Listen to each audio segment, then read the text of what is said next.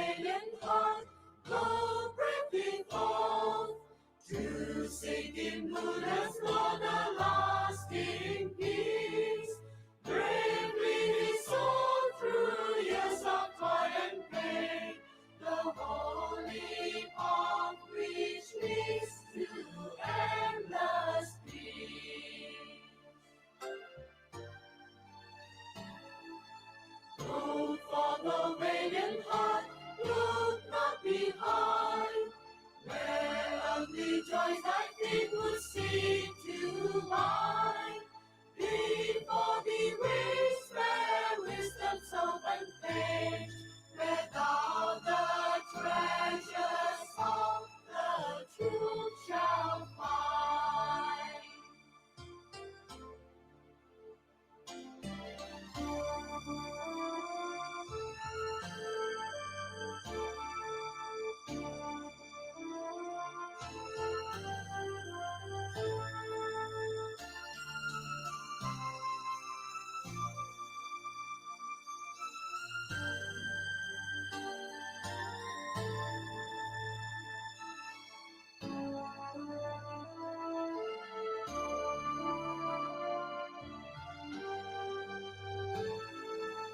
Go forth today in Buddha's holy path, and in this teaching find eternal peace. Through his great Dharma thou shalt learn the truth, and reach nirvana state where sorrow cease.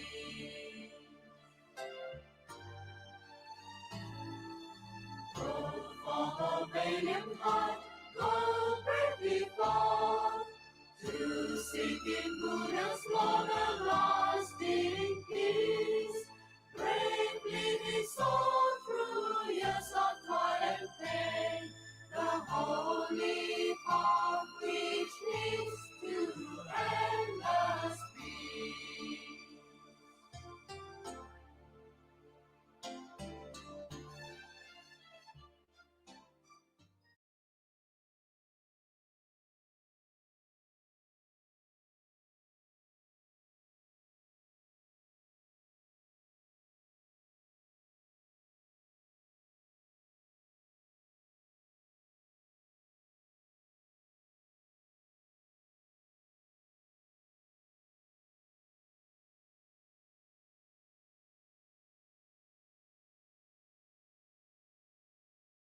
Good evening, Dr. Punya. Glad to have you in this Q&A up close and personal. Yeah, it seems like it has been 2 months since your last breaking myth presentation, and we kind of missed your talk, your Dharma talk. And I heard that you also went for your operations for the eyes, and hope that you are recovering well. Uh, Tell us how are you now? Well, thank you. Good evening, everyone. Good evening to the Dhamma family, Namo Buddhaya. We originally planned to have only a 3-week break, but unfortunately, due to unavoidable circumstances, that 3 weeks became 2 months. And in the meanwhile, I went for my eye surgery for one eye, and it was supposed to have the second surgery the following week in the next eye, and then by the third week I should be back on my feet. But unfortunately, things went beyond my control, and the lens for my right eye had to be specially made and brought in from America. And because of COVID-19, it took 6 weeks to bring the lens in. And so for that 6 weeks, I was half blind, functioning with only one eye. And finally, we managed to get it sorted out. And that's why now we are back on our feet. I am thankfully okay. I can see reasonably well now after the operation, and it's been good. The experience has been quite pleasant. I've been very lucky throughout, and I'm glad to be back so that we can resume our usual evening sharings. Thank you to all who send wishes. So right now you can do away with your specs. Yes, right now I do not need to wear spectacles unless I'm looking at something really close, like half a feet away. Then of course I wear reading glasses if I need to do that. But the usual reading a book, I do not need to wear reading glasses. Glad to hear that you find the pleasure without specs. Oh yes. I've worn specs Especially, for almost 50 years of my life, and that's why I thank the surgical colleague who yeah. operated for me, and I say you've given me sight, one of the things on my bucket list. Yeah. Well, that's also one of the reason why I went for LASIK previously, because I need to do exercise and also practice yoga, right? So with the spectacles, you actually can't see what the teacher has been teaching with the placing of the hand, the posture. So that's why I say, oh, might as well just get away with it without the spectacles. Much easier, and then it's actually a lifestyle choice rather than the necessity, actually. Yeah. So but then for you, glad that all went well. All Yeah, right. yes, thank you. And I also know that you're going for this walking in the Buddha's footprints session soon. But I'm also curious, actually, what prompted you to write the second book, Breaking Myths, after the first book? Oh, okay. The second book actually was not meant to be a book in the first place. It was actually a whole series of articles that I wrote and sent out using the Facebook media to various Buddhist societies and various Buddhist interest groups. And that was it. And it was really in response to a lot of views that people had about Buddhism, the organized religion, which were not exactly correct. And so it was just articles that I wrote trying to explain um, what is reality, what is mythology, and what has crept into the organized religion so much that people thought it is what the Buddha taught. And it was actually a trip down by Didi Huat Chai, who knew about what I wrote. And Didi Huat Chai was actually the one who asked me, why don't you put it all into a book? Because if not, after a while, it would have been scattered all over the internet and people would have forgotten about it. Mm. And we thought it was a good idea. I discussed it among my Dhamma brothers and sisters in JB. And they said, yeah, we would like to do that. And so within a very short time, um, everyone who was involved agreed. We raised the money. And then, of course, we got to put it into a book format. And thanks to sister from Singapore, Siu Yin, she did a lot of work um, helping me to put it into a proper book format. And so that was done, and we used that or as the occasion to dedicate that book to the memory of Brother Jusing's son, and we thought that was a very good thing. And so after that was all done and the book was distributed, um, only then later on, Brother Jusing and some brothers in KL came up with the idea of why don't we do it as a evening sharing. And Subang Jaya was the group that took up the challenge, and they started with the very first. And from there, it grew and involved, I think at last count, 16 various Buddhist societies around the country. Yeah. Actually, it was a very good sharing, because I've somewhat read some of the title of the book. It's very compact, and but then with the evening sharing, you actually expanded further, so we actually could get some understanding on what it means and where you are coming from, and also wider knowledge about what is Buddhism is all about, and also the teachings. Yeah, it's always you stress about the teachings, and it's not a religion and not based on a faith. Well, here I Yeah. must add, Sister Eileen, that the book is written in a very compact manner for a good reason. It Yep. was actually at the request of Brother Jusing, Yep. because 2016, when I did the first book, I wrote in great detail. If you look at 2016, Walking in the Buddha's Footprints, what is in that book is really written in great detail, and I took great pain to make sure nothing is missed and everything was put in. Yep. But Brother Jusing came back and said nobody read books like that. I mean, they will read the first chapter and give up because it's too detailed. So he came up with the idea that it must not be thicker than a Reader's Digest book, and the articles must not be longer than the Reader's Digest article. So he said it must be very brief, very terse, and to the point. If not, nowadays, this generation will not read. And that's why the Breaking Myth book was intentionally designed that way. Very brief, very terse, and to the point. Well, at the evening talks, I, of course, took the opportunity to expand on it.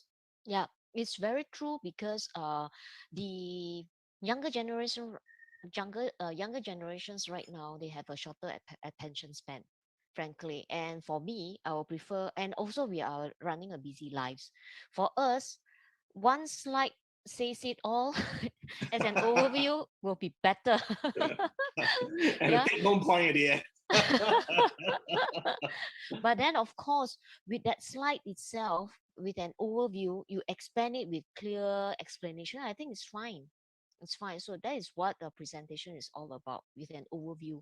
So, but then this is what we need to understand what is the trend of the young, Mm.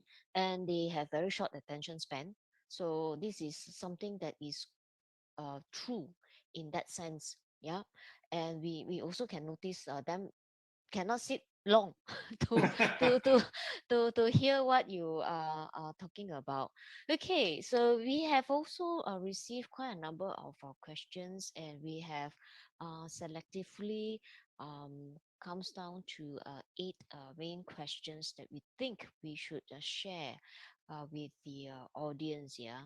So at this moment, let us start with one of the questions that we received, that they mentioned that are cultural practices harmful to the image of Buddha? He didn't teach us to do this. We should perform wholesome deeds and share the merits with all the beings. Is this not a better option on showing our gratitude? Is this not the true teachings of the Buddha? I think that's very relevant because lots of rites and rituals have entered into the organized religion called Buddhism. And also, of course, inevitably, lots of cultural practices have gone in, some of which are completely harmless, educational, while some may in fact be harmful and so should be abandoned. So let us start by realizing that when the Buddha taught the Buddha Dharma, there were hardly any rites and rituals. In fact, if anything, the Buddha was a great revisionist of his time, and he was against a lot of things that people did, rites and rituals, simply out of faith or belief or mere hope. And for example, there were rituals that are clearly documented that the Buddha went against quite vocally in the Pali Canon. For example, he was against sacrifices of animals. He was talking about the futility of bathing in rivers that are deemed holy, etc. So in our current practice today, if let's say I am a new person to the Buddha Dharma and I walk into a Buddhist temple of any lineage in Malaysia or Singapore, I would see a lot of rituals. And starting with, for example, something very common like taking refuge, taking the 5 precepts. These are in fact good. Taking refuge, taking the 5 precepts are in fact described within the Pali Canon itself in the lifetime of the Buddha. But if we go beyond that, there are also many other rites and rituals which are completely not found anywhere in the canon. And let me put it to you this way. Some of these were purposely designed by our forebears because they have an educational purpose. They were designed to educate in an era where people were not so educated, where people depended on a lot of visual cues and depended on a lot of things to give them psychological comfort. Just again, for example, we offer fruits, we offer incense, we offer all kinds of things. And the reality is that the Buddha is not going to eat them. Neither is anyone beyond the people who bring it back home to eat them. But that offering, for example, served an educational purpose. The offering of flowers teaches, no matter how beautiful, it's very important lesson of impermanence. The offering of fruits tell us the lesson of cause and effect. From the seed will come the fruit. The offering of incense tells us that how your good deeds will be like incense that will be so fragrant to everyone, etc.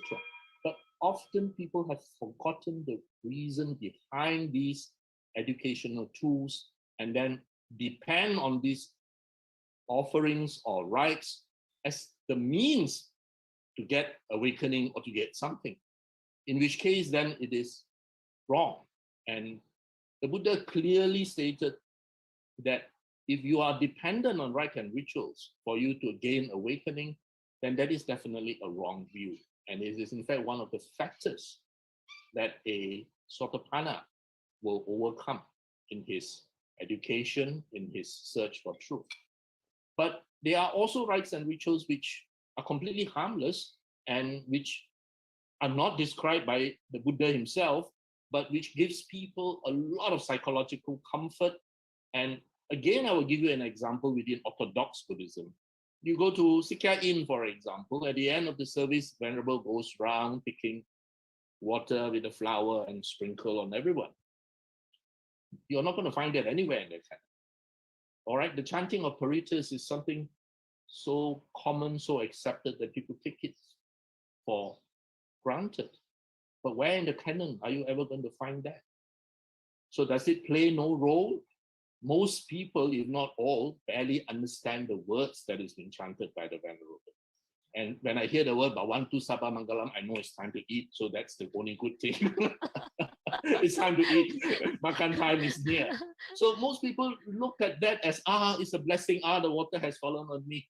So now that's a rite and a ritual. If you think that is going to solve your problems, you're going to be slightly mistaken. But there is a lot of people who requires that psychological comfort. So while I would say, yes, it is definitely a rites and a ritual which we have to grow out of as we learn more and more about the Buddha Dharma, we also have to understand that there are a lot of people at different stages of this path. And some people require such things for psychological comfort.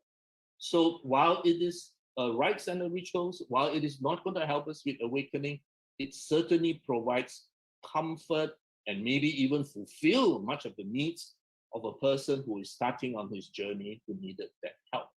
So a lot of cultural practices, for example, if you visit a Mahayana temple, you will see the drum and the bell, which a long time ago, I'm very sure served the purpose of telling time, because it's a morning service and evening service where they will use the drum and the bell. And that would tell people of the time and of the starting of the service. But now everybody has a handphone which tells time. We don't even need to wear a watch anymore. Yeah, but true that, also, yeah. but that practice continues. If you walk into a Mahayana temple, you will still see the drum and the bell being rung for evening and morning services. So that's culture. Is that harmful? I don't think it does any harm. I mean, but of course, it has become very ceremonial nowadays. Similarly, Chinese New Year, you serve tea to your seniors. That's not described anywhere in the Buddha Dharma, but it's, I think, a good practice because it teaches us to respect our seniors. I still offer tea on the altar for my ancestors. It's a gesture of respect. I'm not praying to them. I'm showing my respect that I stand today on their shoulders, their sacrifices, their hard work. And I think that gratitude is something the Buddha taught. The Buddha expressed gratitude when he became enlightened by showing gratitude to the Bodhi tree. So we too show our gratitude in different cultural ways. In the Chinese way, it is by offering tea, for example, by remembering our departed relatives on Qingming, on the days where we honor them in our own home altar, etc. So these are good practices, which I think do no harm and has to be maintained. But of course, there are also controversial practices like releasing fish, releasing animals, which a lot of it is Yeah. abused, as you know. Yeah. So some of those we really have to ask ourselves honestly, should I do it? I think that at our present understanding of ecology, maybe that should not be done because we're probably or possibly doing more harm to the environment and to the animal. Yeah, because to me, I find it actually we are inviting more trades. Mm. We are More inviting more conmen. trades. Yeah, because we are inviting people to catch more pigeon, Yeah, and then you just release for the sake of releasing. But only to be caught again. yeah, so to me, I say like make no sense. I mean this is just my personal experience because I've partaked once, but then I look into different perspective. It's like, but then we are actually inviting more trades, getting people more to catch more fish, catch more birds, just to release it. I find it Yes, it's just against my principle in the end. So after that, I do not want to partake anything of it. I agree with But you. I just silently observe. I say, well, I can only tell my my friends and say, you all think for yourself, but Mm, for me, I will not do it. Then whether they accept my explanation, I just leave it to them. of course. You need to apply your wisdom, 你的智慧, so No? that's how I told them about it. Yes. After Yeah. all, the Buddha Dharma is all about wisdom. Yeah, correct. Mm. And also I received the next question about a concerned female devotees. Obviously we females are the weaklings between, I mean, compared to a male, as in the gender. She put it that way: ladies are soft-hearted and men tempted to bully ladies, especially in workplace. I think not only just workplace, I would say in domestic affairs. In domestic affairs, yeah. And despite the huge amounts of teachings have been channeled to society, right? Is there any other way to repair this situation, or how the ladies is to deal if facing this kind of situation? So I believe that many of our female devotees out there, I will put that as perhaps sometimes they are suffering in silence, Mm. or perhaps physical abuse. We won't know, right? So I've seen a lot, frankly. So how would your best advice given to these female devotees or others that is facing this situation? I think that the Buddha Dharma is probably one of the more, uh, I would say, advanced philosophies when it comes to equality of women. 2,600 years ago, when the Buddha walked the earth, women had very, very lowly status. Women had status quite clearly subservient to men. But yet, the Buddha treated women quite out of the ordinary. First, the Buddha gave women the Dhamma equally as he gave the men. It is not, oh, I only teach the men, the women I don't teach. No such thing. He taught both male, female disciples the exact same thing. And he made it very clear to Ananda that women have the equal opportunity of awakening as any man. No difference. They have the equal opportunity to be awakened, which means that the ability or the capability of a woman to acquire the wisdom necessary for awakening is equal, if not superior, to a man. We do not know if it is superior or not, but it is at the very least equal to that of a man. And of course, all of you are quite familiar with the fact that he allowed the female Sangha, despite the obvious difficulties of 2,600 years ago, where it would be absolutely unthinkable for a woman to leave home by herself, not be under anybody, and live an independent life. it would be absolutely unthinkable. To be very realistic, even in today's India, it is quite unthinkable, let alone 2,600 years ago. And yet, a female Sangha started.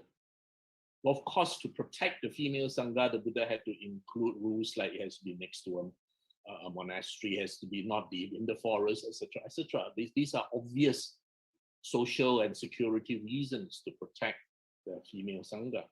But he allowed it, and he gave them equal opportunity. And if you look at the Therigatha, you see a lot of very inspiring stories of how these nuns became awakened. Now, what about even in terms of language? I do not know how many people are aware, but if you look, the Buddha always say Mata Pitunam. Whenever he addressed parents or mothers and fathers, the Buddha always addressed mothers first. Mata Pitunam. Even when you chant your metta chanting, it's Mata Pitunam. Mother and father. It's always mother first. He gave women that respect and that standing. And of course, almost everyone I think are familiar when King Pasenadi of Kosala's wife gave birth to a daughter. He was a bit depressed. And the Buddha was the one who counseled him. And no, a daughter might be the best thing. He might give birth. She might be a good wife, and he might even give birth to a huge, great king in the future. So do not look down. Now, let's come forward to the 21st century. I think men are the ones who are in trouble in the 21st century. Let me just tell you, in my medical class that I teach, the ladies and the male ratio is 3-1. 3 ladies to 1 male. The boys got absolutely no lack of choice for girlfriends. So many, 3-1, unthinkable. When I was in med school, it was probably 3 boys to 1 girl. So the world is changing. Women are playing very, very dominant roles. And in the countries in which COVID-19 is well controlled, they're all ruled by women. Look at New Zealand. Right. Look at Germany. All ruled by right. women. The countries ruled by men are all in big trouble.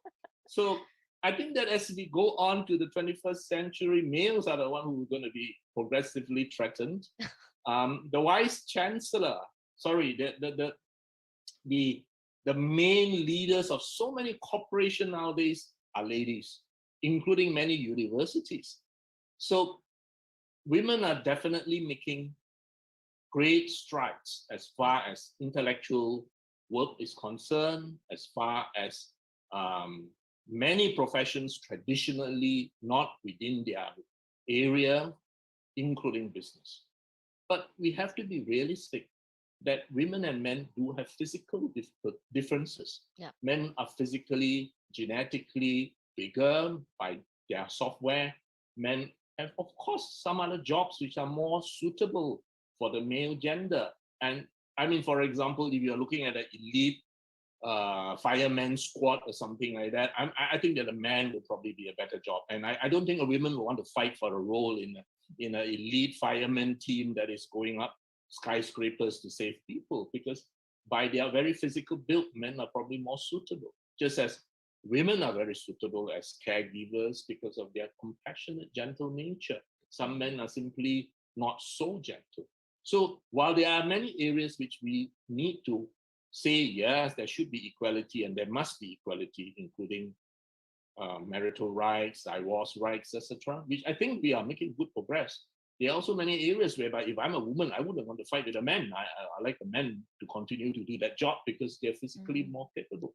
But what is in the Buddha Dharma is that the Buddha did not discriminate. Right? Sorry, Ili? Yeah, but I think in this current society, we ladies are more prone to, verbal sexual harassment. Of course, Yeah. I do not So deny that. yeah, so I was like, I think that could be another bully in terms of that. So that is why we say that men are tempted to bully ladies in terms of that sense. Yeah. So and we also experience I see in real case example, we female tends to keep quiet after being done so and hope that it will not be repeated. But again, we thought it could repair the situation, but men are just still advancing. But I think times are definitely Yep. changing. If you look back, let's say 30, 40 years, I would say ladies have already made remarkable progress. Remarkable. But Mm, let us come back to the Buddha Dharma, because mm, I think that it is important for ladies to realize that one, the Buddha Dharma is something that gave ladies equal opportunity for advancement right from the very beginning. Of course, some of you might question about why the additional Vinaya rules that are found in the ladies' orders when Ananda appealed. Now, there's a lot of controversy there, including that section, whether that section is in fact said by the Buddha or added in by subsequent generations of people. We actually do not know, but I'm sure those of you who are interested, you can research it up, and you will see that apparently, from what I read, the language, the texture of that section is quite different from what precedes it. And so there are people who actually wonder whether that whole section was actually added in subsequently. Now, of course, in a traditional society, and this is still true today, ladies have a disadvantage. But things are changing. And please, I think we should not forget that if you and I is to walk into any temple in Malaysia today, I think of whatever lineage, who are the people who are doing the hard work supporting the center? Of course, there are a lot of good men doing it, but you will find a lot of a lot women. of women. Yeah. They are Correct. truly the pillars supporting the whole structure. And I think for that, we must give them credit. Yep. And I must say that if you compare the Buddha Dharma to, let's say, other major world religions, you will see that the Buddha Dharma is relatively free. All right, we do not have that many restrictions on where a woman must stand, where a woman must sit, etc., etc. And a lot of things that do exist, they're actually culture, man-made, not really part of what is taught by the Buddha. Mm. All right, and questions, of course, people raise, oh, can a lady devotee clean the Buddha image? Can a lady devotee wipe the main altar? Oh, well, there are some very conservative people who say, no, no, no, cannot, only a man will. And sometimes I've been asked that question, can I wipe the main altar? Can I clean the main Buddha image? I say, when you finish, you can come to my house and do mine too if you have time. Because I do not see any reason why not, right? Okay. Right. There's another question. Buddhism has different sects nowadays, yeah, sections, yeah. So does any monks practice combination of few sects together, like Theravada Sutta, together with Chinese Mahayana Sutta? And does the layperson also advisable to practice a combination of this And together? that's a very good question. Well, let me put it this way. To start, Elaine, the Buddha did not teach any Theravada, Mahayana, Vajrayana, whatever yana. The Buddha only taught the Buddha Dharma. It is we humans, subsequent generations, who created so many yanas. And well, the divisions are man-made. The Buddha did not, and I repeat, did not create any yana. He only taught the Buddha Dharma. While for the majority of us who are English educated, what is easily accessible to us who are English educated is, of course, the Pali Canon, because that was translated into English 100 years ago. Mm. And so many of us are familiar with the Pali Canon because of that. Now, if I'm not English educated, I might be more drawn to the Mahayana tradition, for example. But because I'm English educated, my Dhamma studies started with the Pali Canon. Now, a Chinese educated person might be naturally more drawn to the Mahayana tradition because most of their literature is in Chinese. So a lot of it is by our cultural influence and by our education. But let me again emphasize, the Buddha did not teach any yanas. The Buddha only taught the Dhamma. And I give myself as an example that while I study the Pali Canon. I read literature with regards to the Pali Canon. I'm very inspired, and I learned a lot from the Heart Sutra, which is a Mahayana writing.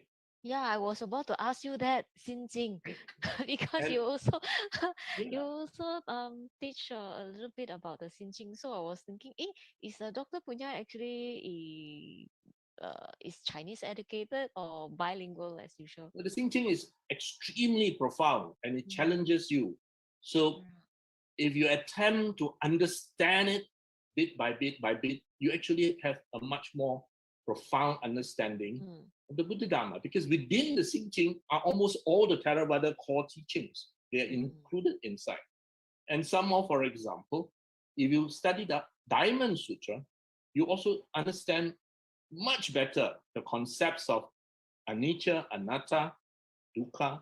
The Diamond Sutra explains it, if you understand the intricacy of its language, very, very well. And furthermore, for example, from Chan stories, you learn a lot of Buddha Dharma. mm, So basically, what I'm interested in is, of course, in the Buddha Dharma. I'm not so interested whether, it's a Theravada teaching, or mm, it's a Mahayana teaching, or it's a Vajrayana teaching. That to me is immaterial because Dhamma is Dhamma. Truth is truth. And of course, I get into trouble with the purists. They get very angry with me and they say this fellow has gone deviant or whatever. But that's all right because everybody searches for the truth in his own way. The purists will disagree. Yep. But let me put it to you another way, Elaine. Let's say you are a purist. Strictly only Theravada or Mahayana or Vajrayana, not Go by the 1 books. inch, 1 inch above. Now you have to realize, for example, within Theravada practices, Parita chanting, I'm sure you're familiar. So beloved of Theravada practice. All right? Not many people are aware that Parita chanting in the Theravada tradition is a result of Mahayana influence. Mm, Not many people are aware of that mm, it is actually Mahayana influence which resulted in Parita chantings in the Theravada tradition. All right. So, well, so we are actually practicing cross things without even realizing it in many ways. And also, please remember, within Mahayana, all the Pali scriptures are called the agamas, and most of them are actually found in there. All right, in the agamas. So you have Chang Ahan Jing, you have Jia Ahan Jing, Jia Yi Ahan Jing, Zhong Ahan Jing, all the Digha Nikaya, Majjhima Nikaya, Anguttara Nikaya, Samyutta Nikaya, they are all there under the agamas.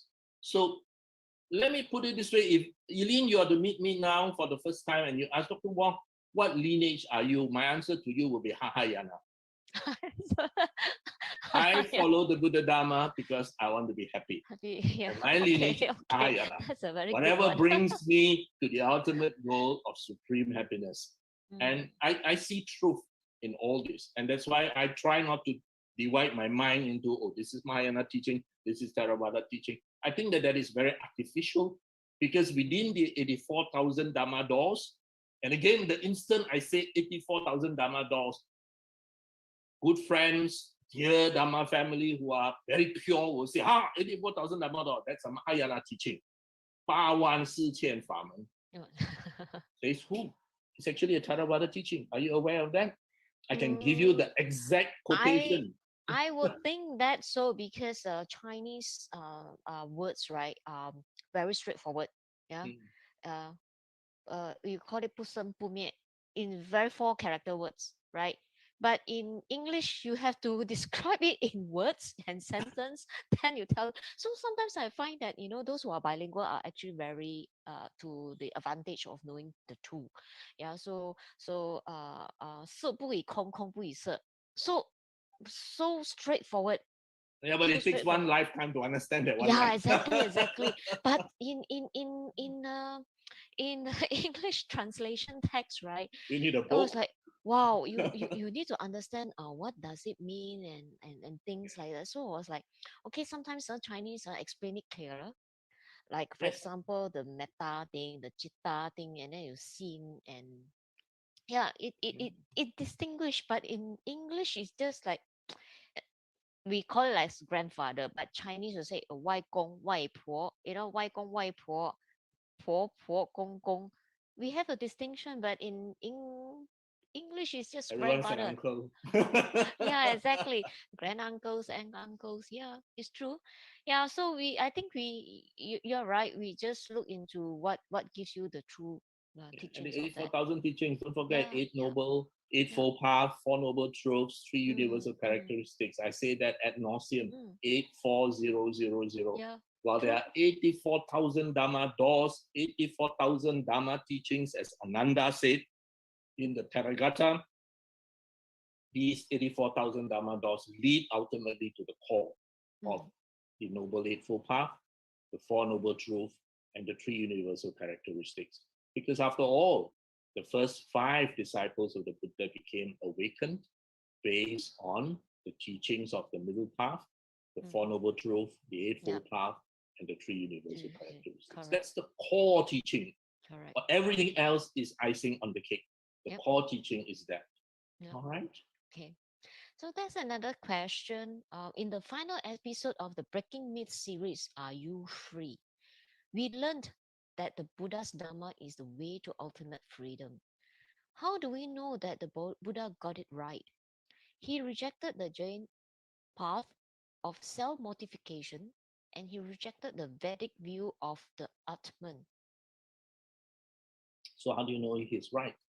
And that's Yeah. where ahipasiko comes in. Mm, Ahipasiko means come and experience. But often you will see it's translated as come and see. It's actually not come and see, it's actually come and experience. yeah. Just like all of us here come and experience the Experience. Dhamma and Correct. see is what the Buddha taught true. You got to see it for yourself. No one can tell it to you, because if I were to tell it to you and you believe me, that is just believing in my words. But you got to come and experience it for yourself. Is the Buddha's teachings on dukkha? Are his teachings on the way to get out of dukkha? Are these true? And let me put it to you this way. If let's say tomorrow, by some reason, somebody point a gun to my head and say that if you do not convert to some other religion, not only you will be shot dead, Eileen will be shot dead, Whaley will be shot dead, Yu Sing will be shot dead, all of you will be shot dead. Now you think that might be ridiculous, huh? But it actually happened in history, all right? And conquistas in South America, the British in Sri Lanka, such horrors happened that many people were forcibly converted. That's why literally everyone in Sri Lanka has an Angmo name nowadays, because a lot of forced conversion. So let's say all 4 of us, somebody point a gun to our head and say, if you don't do it, we're going to kill everyone in your family, and you're not going to have a job, you're not going to have an education, you can't do anything. So we're all forced to convert to some other religion, like XYZ religion. Mm. But will you be able to believe or trust or accept what XYZ religion tells you? It is unlikely that any one of us 4 here, even though we might have to officially convert, is going to accept that, because you know. You have reached a stage, Sister Elaine, Brother Ju Sing, Brother Whaley, where you are no longer walking on faith. You do not walk on belief. You do not walk because somebody said so. But you are walking this path because you know this path to be correct. So once you have done that, you have ehipasiko, you have come, you have experienced, and you have known what the Buddha talked about: anicca, the permanence, dukkha, stress, discomfort, emo, and anatta, non-self. You know it's true. And no one else is going to be able to tell you that it is not true. And you know that things come by cause and effect. Any physicist will tell you the same thing. So things are not just going to come pop just because you prayed for it. It has to come because of cause and effect. And when you realize all these things, then it is no longer faith. Sada is so often translated as faith, but actually sada is confidence. Now you have genuine sada, Sister Eileen. Not faith in the Buddha, but confidence. You are confident that what the Buddha has taught us is correct because you have ehipasiko. You have seen it and you have experienced it for yourself. You know it is true. There's nothing to believe. So when you understand that, when you know that, then there is no question of another philosophy, another faith coming in and then saying, oh, is the Buddha correct? Is the Buddha not correct? If you still are at the stage where is the Buddha correct or is the Buddha not correct, that means you had actually not really understood his teachings, nor have you grasped the effects of understanding his teaching on your life. I mean, let me put it this way. Why are the four of us sitting here? We could be shopping somewhere if MCO allows. We could be doing so many things. So why are the four of us sitting here? Why is it that at the instant I can see Alex, Wei, Jusing contacted me and say, okay, we're going to start up close and personal. Why? Why are we doing it? Why are we not doing other things? Well, I think the answer is very simple. All of us here have a hipasiko, we have common experience, we know it, and that's why the focus, the direction of our lives are completely different. We have decided that this is the way out of suffering, and we are back to where we can do what we can as soon as possible. All right, sister? Thank you. This question, I hope that I could post it to you in my very best understanding. The question is that isn't it a core doctrine of the Dharma that beings are reborn? And this question relates to, isn't it that the very knowledge of the truth of rebirth in the Buddha's ability to recall the past lives? Is this true? Well, if we look at what is written in the canon about the Buddha on the night of his enlightenment, you will see that the Buddha described him looking backwards and seeing previous states of existence up to over 90 eons of existence, which is a really very, very long time. And he could, in fact, say, in this life I was like that, in that life I was like that, etc. Now, in the time of the Buddha, the prevailing concept where Magadha, Kosala is basically northeast India, is that you have got this Atta, some concrete, unchanging, eternal being inside us, inside Eileen, inside Jusing. And that when Eileen, Jusing departs, this Atta will go on and go into another body, and go on and go into another body. And that Atta going from one body to another body to another body until it merges with the ultimate is something which will go on ad infinitum. But it is this one Atta, a concrete, unchanging, solid substance of some sort which is indestructible, which is why it can burn in hell, it can go to heaven, it can have all kinds of things, but still remain indestructible. That concept of Atta is something the Buddha disagreed.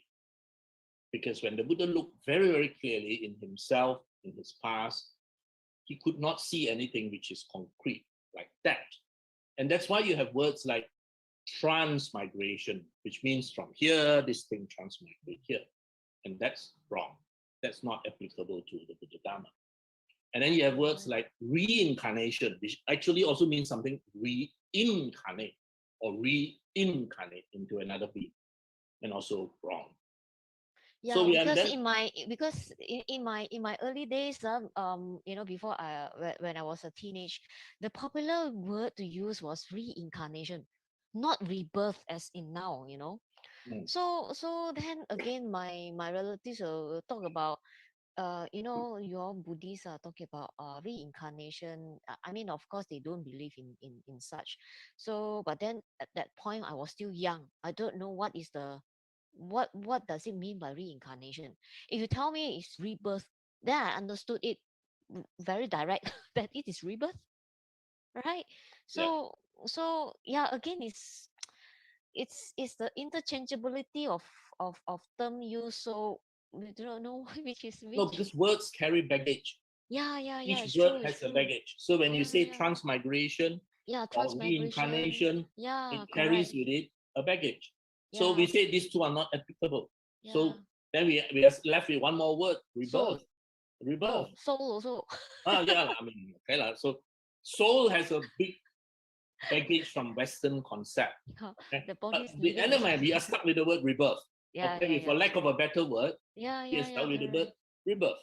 And so we say, Yeah. okay, lah, seems the least harmful of all the three words. So we are stuck with the word rebirth. That this Mm. person is reborn again Born. to another person. Now, there's a very important sutta in the canon in which there's a venerable. His name is Sati. Venerable Sati went around teaching that it is this consciousness or awareness, which will go on into another one, and after that, this one person died, then this consciousness will go and come out and enter another one. And all his fellow monks went and told him, no, that's not what the Buddha taught. The Buddha did not teach that.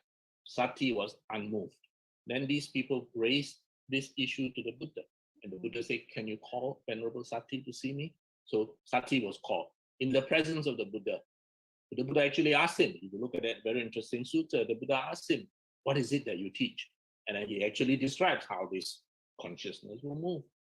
And the Buddha very clearly told him that he is wrong. But surprise, Sati is unconvinced. Even with the Buddha telling him, all right, Sati was unconvinced, which is interesting. That means that here you have the teacher telling me, and yet I'm unconvinced. So what is wrong then with that concept? But Sati's concept is that the consciousness is like something concrete, unchanging, going on and on and on. While the Buddha in that pretty long sutta actually explains that consciousness will change. It's not something static. Your awareness is always changing, always evolving, depending on what you are aware of. Now, so then what are we then left with? Now, I think that in the 21st century, I prefer a word called recycle, that when I die, I will be recycled. As we know from physics, energy can never be created, nor can energy be destroyed. Energy can only be transformed into a different state, depending on the conditions. So when any one of us here die, we are going to be recycled into various forms. So the Lego block, which I used in the Breaking Myth series, was, I thought, a wonderful thing, because if you look at a toy made up of Lego blocks, okay, let's say it's a toy train made of Lego blocks, which Eileen very happily plays with. Now, I dismantle that and I put it back into a box. And I asked Eileen, where's your toy train? And Eileen said, it's in the Lego box. Then I opened the Lego box and showed Eileen, no, you have no toy train in there. All you have are Lego bricks. Yeah, correct. So then Eileen asked, what happened to my toy train? Then I take the same Lego blocks, now I make a toy house. And I said, your toy train has now become a toy house. Toy house. So that is my present understanding of the rebirth or recycling process, that when a person dies, then depending on our karma, depending on our conditions, the energy that is you and me cannot be created nor destroyed, as you know from physics. It can only be transformed. And that transformation into the various states is the future. And similarly, if you go backwards, it goes back ad infinitum. Some venerables have taught me using the analogy of a river. They say, you look at a river with the water rushing and gushing. The water is never the same. 2 seconds later, the water has changed. 3 seconds later, it has changed. It's always changing and evolving and evolving. Yeah. And so that was one example, one particular venerable taught me. And another venerable taught me using flowers. He said, look at the garden. So let's say now you look at your garden. And he said, all the things that we do are like the seeds that we plant. So let's say Eileen does a lot of good things, plant a lot of beautiful seeds, of course, some weeds here and there, and then she see some naughty movie on Netflix. So there are a few weeds which appear here and there. But generally, she plants lots of nice flowers, pandan leaf and all that. So at the end of the day, what is the garden she gets? So she gets a garden which is beautiful, which is nice. That garden is created by Eileen, but that garden is always changing. Tomorrow, Eileen decides to mow that whole garden down and plant something else. Well, that's Eileen's choice. And so we are creating our future just like we are planting these seeds in the garden. Yeah. I thought that was another pretty good analogy taught by another venerable. He said, we're always planting, so it's always changing. That garden is not a static garden. Unlike the concept of anatta, that garden is not a static garden. It's always changing depending on what we do. Right. So I hope that I have, in a sense, answered that question. It's a very profound question because I've been asked the same question many, many times. It's a very profound question. It's understanding finally would help you understand anatta, why there is non-self. All right? Okay. Yeah. Okay. The next question is actually more about miracles. Yeah. So I've actually compiled a few of these questions into one topic. In episode 8, Sneaking Away in the Middle of the Night, Dr. Wong spoke about facts and legends in the Buddhist traditions. They were stories of the younger generation having doubts due to the presence of miracles and supernatural powers in the tradition. Yeah. One of the epithets of the Buddha is Satta Deva Manusanam, the teacher of gods and humans. The suttas feature him and his disciples traveling to the heavenly realms to preach the Dharma. So this sounds miracle and supernatural to us, right? So the fact that they could even communicate and interact with the devas already sounds quite out of this world to me. So could these teachings create doubts? In fact, myself actually, when I hear about the life of the Buddha, when he was born, you know, and then he could walk steps, steps, and even talk about the last, it will be my last birth and things like that. So it actually was like, is it true or not? so I'm sure quite a lot of um those free thinker will also think the same. Those more non-Buddhists also say, y'all, this is more about the legend. How I think in my perspective, right?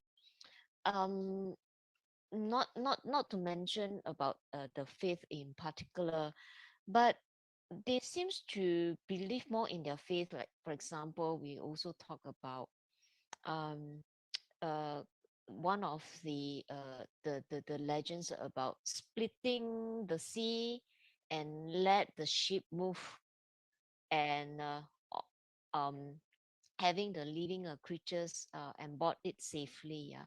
So they tend to have that kind of a belief more than what we heard in the Buddha's sharing about what we had, like supernatural flowers, psychic, supernatural power, and the psychic that the Buddha has, can know. So yeah, it's always creating doubts, even to me as well. Yeah. Yeah, thank you, Eileen. I think it's a very important question because about 20 years ago, if not more, one of my supporters and good friends went on the pilgrimage to India, the Buddhist pilgrimage. And while he was there, the local Indian guide who was taking them around spoke of all kinds of miraculous things as they visited this site and that site, and here what happened, or there what happened. He was so put off by it that he almost became another religion. So when he came back, he wrote to me and he described to me about all these miracles, which are so preposterous. And he said that if there is one way to drive another person or a person to another religion, is just listen to these stories. And he appealed to me, in fact, can I do something? Now, it is difficult to do something because this is so ingrained into our popular culture. But I think that you have to be very clear on a few things. Just this morning, I was learning something from one philosopher called Professor Schopenhauer, who has, of course, passed away. He was in the 1800s. But he was a very interesting philosopher because he wrote a lot of things about religion. And he compared the different religions and gave his comments. And he was a very brilliant man, no doubt. But one of the things we must know and realize, not just within Buddhism, the religion, but with any religion, all right? Now, I will, of course, only talk about the Buddhism. I'm not going to venture into the others. Yeah. But within Buddhism, we have to be clear when we read what is the life of the Buddha. There's a lot of material in the Buddhist canon with regards to the life of the Buddha. And if you read this material, you will see that the Buddha is a very human. Yeah. In the canon, it even talks of him having to relieve himself, pass motion, pass urine. And it talks of him having backache. It talks of him being too tired and asking another venerable to give the Dharma talk on his behalf. All right, it shows him having abdominal pain, diarrhea, very human. Now, that is the human Buddha. Yep. Then as you read, you will also find, and I'm talking about canon, I'm not talking about the legends. Yeah. Forget about the biographies of the Buddha, which are written hundreds of years later, like Buddha Charita and all that. Those are written at least 500 years after the Buddha's passing away. And which each generation, they made him more and more unhuman, more and more divine. Yeah. But True. even within the Buddhist canon, you will see this happening, that people introduced things which made him look very, very powerful, very miraculous. And I think that a lot of it has to do with the prevailing culture and beliefs of that time. For example, if you look at the Digha Nikaya, in a sutta called the Lakkhana, which means science. Lakkhana means science. The Lakkhana Sutta, you will see that the Buddha's physical attributes are described such that he is almost like an alien. He doesn't even look human at all. Almost, if you believe that, he's almost like an alien, you know. But when you look at the other parts of the canon, you will see that the Buddha looked exactly like you and me. For example, when King Ajatasattu was brought by the good doctor to see the Buddha, King Ajatasattu could not tell from among the seated group of monks who is the Buddha. And he had to be pointed out by the good doctor that, oh, this is the Buddha. So that one tells us he didn't look any different from the other monks. And another time where a few of his close disciples were meditating in the forest, and I can't remember if it's a forest or a park, but there was a caretaker, presumably either bringing them food or something. And the Buddha actually was passing by, and he walked in to visit these people who were meditating in there. And the caretaker stopped the Buddha and said, no, you cannot go in to see them. They are practicing. Now that tells me, obviously, the Buddha doesn't come with flying, with light shining out of his head and multiple lights emanating from his head. Because if he's like that, no gatekeeper is going to stop him. But the gatekeeper told him, no, you can't go in. Now there's another very interesting sutta called where it described a man called Pukusati. Pukusati was a venerable who was very determined to meet the Buddha. He studied the Dhamma from the Buddha's disciples, but he has personally never met the Buddha. So he heard that the Buddha was somewhere, and then he was traveling to visit. Now the Buddha was traveling also along the same way, and the Buddha actually stopped at this cow shed and asked the permission to stay the night, for which he was given. And then Pukusati came, and Pukusati asked for permission, and he was also given. So the two of them actually shared that cow shed for the night and went into a deep conversation. And Pukusati thought that this man was another monk who studied the Dhamma. And they engaged in conversation the whole night without Pukusati realizing that it's the Buddha. And it is only when Pukusati realized the depth of this man's understanding and perception that he felt, hey, something is wrong. And that's when the Buddha actually revealed that I'm your teacher, the Buddha. So there are many, many instances like that in the canon, which actually tells us that the Buddha was just looking like you and me, another human being, without all that additional thing that we added in. So the life of the Buddha is there in the canon if you want to look at it. Then the legends, a lot of legends which are added in even within the canon. And if you go from Dhammapada, for example, which is one of the more early books, the Sutta Nipata, for example, you will find hardly any of miracles or hardly any magic. And then as you go on to Anguttara Nikaya, then to Samyutta, then to Majjhima, then to Digha, you find more and more editing and more miraculous things. Because I think that the early writers wanted to make people think of the Buddha as greater than their gods, greater than whoever they were worshipping. And they made use of this cultural influence and added in all these Steven Spielberg effects. So I think that as students of the Buddha Dharma, that while you begin being very impressed by the imagery on almost all temple walls, after a while, as you walk this path, you begin to realize that a lot of it is allegory for a public that is possibly uneducated and possibly needed all these graphics and visuals to help them. Now, if you are to strictly teach the Buddha Dharma, then you're only going to be entertaining a group of philosophers, of which there are going to be very few. But you still need to fulfill the needs of the many.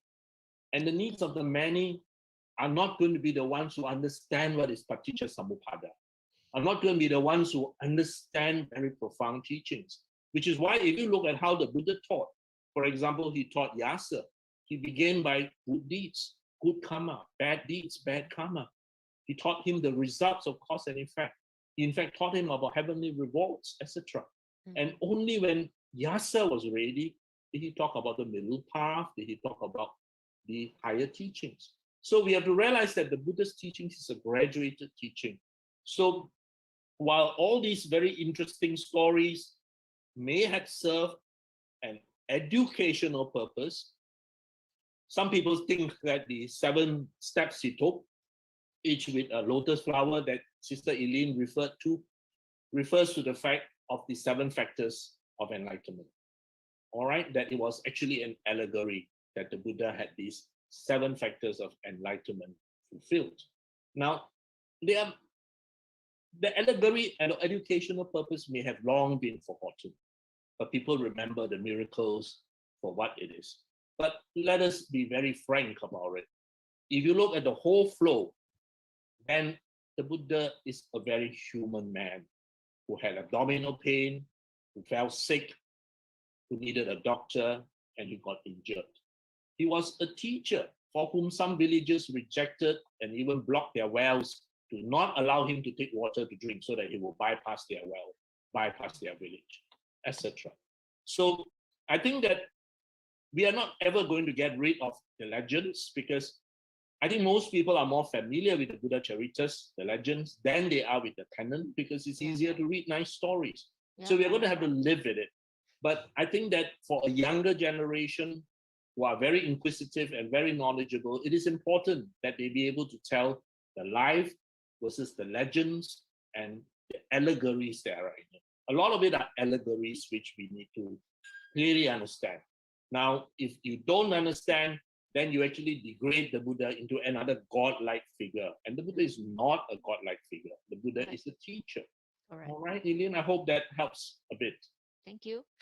So there's another questions about attachments. Yeah, so we compile a few questions into one category as well.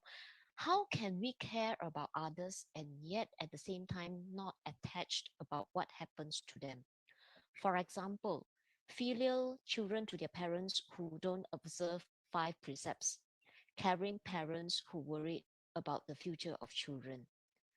Another one would be how to let go of addiction that is making the mind very agitated and suffering. Okay, now first and foremost, metta. Genuine metta, karuna, mudita, upekkha can only be practiced in its perfect way by someone who is enlightened, by someone who actually understands anatta. If not, whenever we do good deeds, wholesome deeds, there is always an element of what is it in there for me, because we still have not fully understood anatta. We still have not fully understood non-self. And I quote, I learned this from a very close person, that on the day when Sister Eileen becomes awakened, truly awakened, Sister Eileen will realize that she hasn't done anything good for other people. All the good things she did for other people had a slight undertaking of what is it in there for me. So it's maybe 90%, 95%, but still there's still that 5% of what is it in there for me. There are not many people who are completely altruistic, because if you are, you have truly understood non-self. And even this morning, I was just discussing with my wife, and we're talking about metta. And I said that the Buddha gave the example of the love of a mother for her only child as closest among us mortals to the ideal of metta.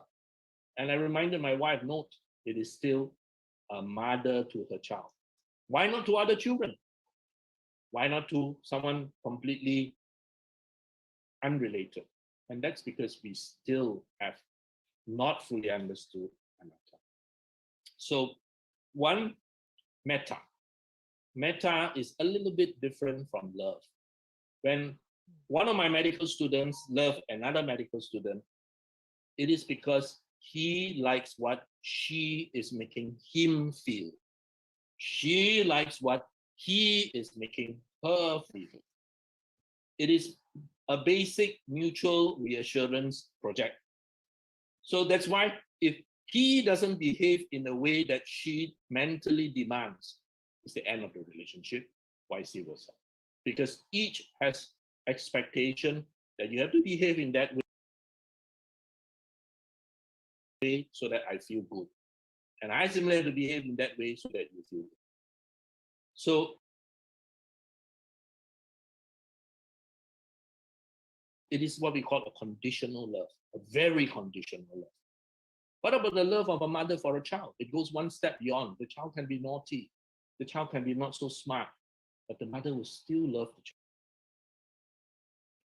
Now, perfect metta, perfect karuna, mudita, upekha can only be done when you have completely understood non-self. When you have completely understood that there is no differentiation between I and me. And my wife was saying that among the 4 Brahma Viharas, Upekha, she said, is probably the most difficult. How to be equanimous when you know, no, there's an idiot, he's doing an idiotic thing, but yet I have to remain equanimous. So she said, wow, to do that, I really have to be very awakened, very enlightened. Now, metta, and I know who is asking this question, is a wonderful brother. Metta means that I love you unconditionally. If in my loving you, you make me happy, then that's a bonus which I enjoy. If in loving you, you send me Happy Father's Day card, or on my birthday, you send me a gift, and I say, my children are so good, or my friends are so good, or so and so is so good to me. That's a bonus. But metta truly means that I love you and I want you to be happy. If you are happy, I am happy. If your happiness include my happiness, that's an additional bonus. But even if it doesn't, as long as you are happy, I am happy. That's metta. And that's not easy unless you are truly a selfless person. There's like someone who is so wonderfully close to that, we say, wow, such a selfless man, right? That's the expression we use. He's such a selfless man. So metta is like you holding a bird in a cage and you say, the bird is so happy chipping away. For all I know, the bird is crying. Metta is when that bird is free, not when that bird is hidden in the cage chipping away. So for us to not be attached would mean that you have a deeper level of understanding, a deeper level of grasping the truth, not grasping onto material things. Now people say, I'm a Buddhist, I cannot grasp into anything. I'm just a doormat, I lie there and let me die, people walk over me. No, the Buddha never said that. Please grasp onto the truth, grasp onto wholesome things, grasp onto metta, grasp onto karuna, grasp onto doing good things. Because if everybody say, I don't want to do any good thing, I don't want to do any bad thing, I also don't want to do anything, also we are going to jalat already. So there are good things that the Buddha wants us to do. He never told us to let go of metta, karuna, mudita, upekha. He never told us to let go of our precepts. He told us to let go of our greed, our anger, our hatred, our false belief, our attachments to rites and rituals, and most dependently, and most difficult amount, letting go of this concept of self. That is what he taught us to let go. All right, sister? Thank you. Okay, Dr. Punya, I have one last question here. In your Breaking Myths, you had the chapter about transferring merits, right? I know we do dana.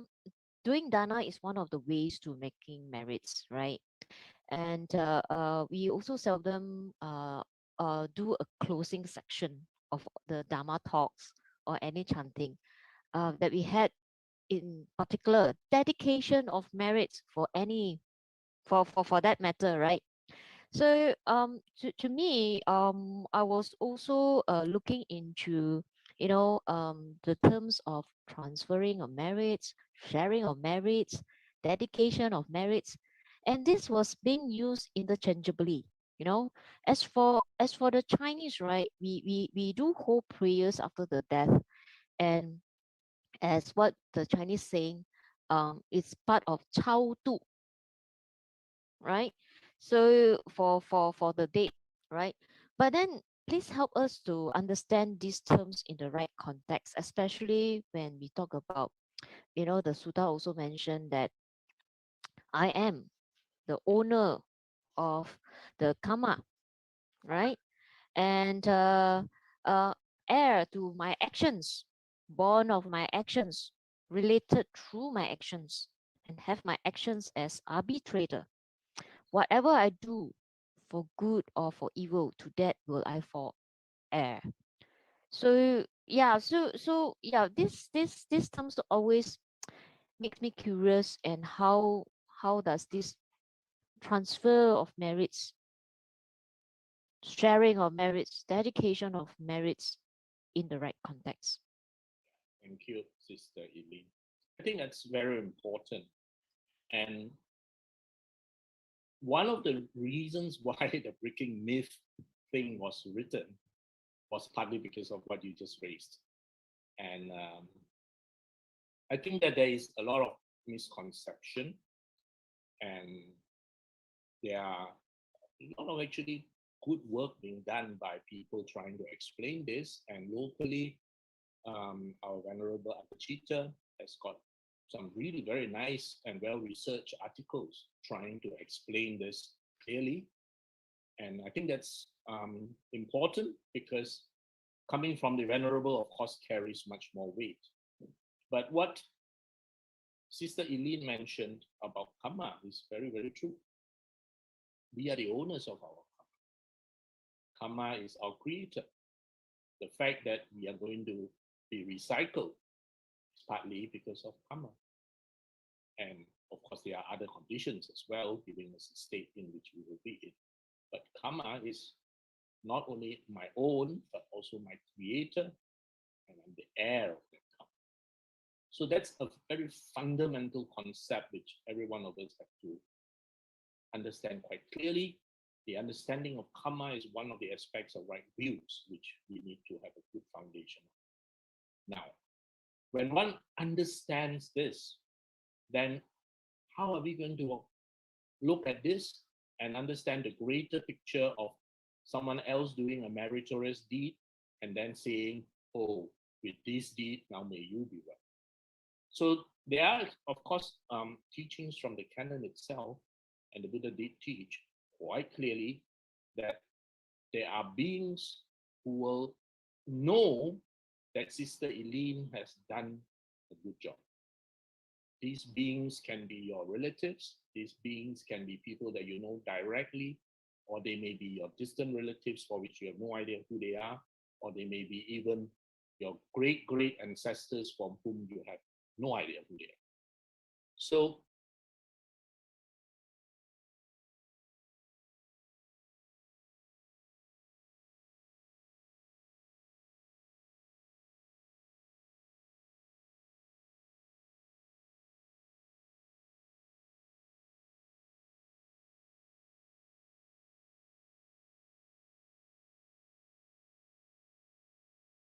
Sister Eileen says, and before we start a Dhamma talk or whatever, we break dong, dong, dong. It's like a public announcement, like in school assembly, a public announcement. And of course, if you go to Burma, they have this big bell that will gong, gong, gong, and the whole village will know. And when someone does a dana, they also do the same thing to announce it. So when Sister Eileen says, I'm doing this good deed, I'm offering this, or I'm doing this charity, and here, all my unseen relatives, all the guardian devas of this compound come, be aware, rejoice in this. and let us all partake. And the word is anumodana in this wholesome deed. Now, there are a few conditions here. And the Buddha himself said so. If you look up the book, the references in the book, the Breaking Myth book.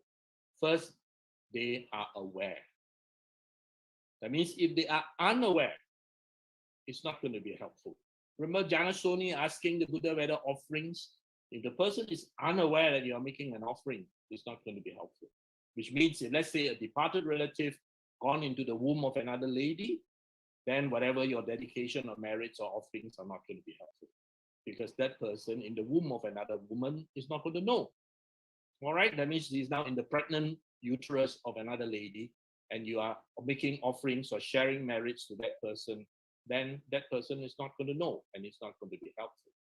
So the person must know that you are doing it. So, for example, if a relative is now a Pietra, a ghost, and this person knows, because that person is still around, and he knows that Eileen is doing this good deed on my behalf, or in my name, or sharing merits to me, and I rejoice in it. So the Buddha said that the person must know and must rejoice.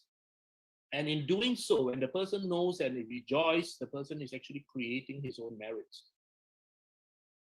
Then, He or she is actually creating his own merits because he or she is rejoicing in this act that you had done. So it is not Sister Eileen taking a pizza and then dividing it into this karma belongs to me and this one belongs to you. No, it's not that. People seem to have this mistaken notion that you can share or you can transfer like a piece of pizza. No, you can't, because Sister Eileen's karma is Sister Eileen. If I can transfer my karma, then surely when I die, I want to give away all my bad karma. But unfortunately, yeah, true. Yeah. All right. So first and foremost, let's say somebody passed away recently. Yeah. And that person is now in the wake or Yep. whatever. Mm. Then I want to share Mm. in common parlance merits with this person. Mm. But it is actually not sharing. If that person knows, and the person knows that I'm doing this good deed, and this person rejoices, and the person actually creates in the act of rejoicing his or her own merits. So your merits are not by any means lesser. That doesn't happen. You still have your exact same merits. But this person knows that, my grandniece Eileen is doing it in my name. My grandniece is dedicating these merits to me. And I'm very happy I got such a good grandniece in Eileen. I rejoice, anumodana in this act. And by doing this, I actually create my own merits, because if you look at the generation of merits, one of it is rejoicing in good deeds, rejoicing in the good acts. So I think that we have to be clear that when we say share, although in common parlance we say, sharing of merits, it is not technically sharing a pizza. When we say transferring of merits, that's even more misleading, because actually you don't transfer anything. It's not a bank account whereby you can transfer things. As I said, if that is possible, I'm going to transfer all my bad karma to the rest. All right, but what we are actually doing is the word dedication of merits. And actually the word dedication of merits is found in one of the articles that Agachita wrote. And I thought that was very, very good. The word he chose, dedication, was very, very good. But then quite a number of our chanting books put there as a transferring of merits, right? Yes, absolutely right. You're absolutely right. So in that sense, it's a bit misleading. And as I said, to change it is not easy, because it's in our common thinking. So it's not easy to change it. And I will upset a lot of people if I were to go around telling this. Because I remember also one of the Venerable mentioned about, after the death, there was no point of having to chao tu. Yeah, right. So it was like, this one will again break the customs law. That's why when you dedicate merits, you don't dedicate to we usually dedicate to all our departed relatives, to all the unseen beings, and of course in a wake or in a funeral service, then we do mention a specific person's name. Now in that same context, I'm also asked that, Qing Ming, for example, we make offerings. I have a family altar in my house right here, and we make offerings. And then of course people ask, why are you making offerings? Why are you praying? And I often have to explain that I am not praying. I am not making prayers in the English meaning of that word. I'm actually paying respects to my ancestors. And there's a difference. And just because somebody in the old days translated it, oh, Qingming, you go and pray to your ancestors. Actually, I'm not praying to my ancestors. I'm paying respect to my ancestors. I'm doing my best to show them honor in the traditional way, which they may be familiar with. And of course, in our Chinese culture, that would mean beyond putting flowers, putting in some of their favorite food, their favorite drinks, which is very much part of our context of traditional way of showing respect. So very often we'll put a cup of tea. On my father's case, because he loved coffee, we put a cup of coffee or some of their favorite food as a pure gesture that we remember them and we respect them. So I think that this is important, that it's nothing wrong in that culture. People may misunderstand because they think we are praying, but I understand I'm not praying. I'm paying respect to my ancestor. I'm showing them the due credit for all the good things that they have done. I stand on their shoulders. And I think that that is something very important. Now, I think that the Chinese culture of Qingming once a year, where we pay respect, is something that should be preserved, because gratitude is the very first teaching the Buddha gave after the Buddha became awakened. Many people think that it's the middle way or the Eightfold Path, but actually gratitude is the very first teaching the Buddha gave upon his awakening. And it is non-verbal. It is by his action. He showed gratitude to the Bodhi tree for sheltering him. So the Bodhi tree is a tree, not even a human. And here, I think that in us showing our gratitude to our ancestors by going to pay respect is something valuable and something that should be preserved. It is not in the canon. If you have to say, give me a sentence which says you must go, no, it's not in the canon. But as I mentioned earlier, there's so many things which are also not in the canon, but which are good things, which we still do. All right? Yes, sister. Thank you, Dr. Punya. Thanks a lot for this Q&A session. It's been a very interesting topic that we have discussed. And it's a wonderful and a pleasure time to have this evening together and learn a lot from this session as well. Thank you so much again for spending the time, and also the technical team on board. So thank you so much. That's all. And see you soon in the Walking in the Buddha's Footprint session. Yeah. Thank you.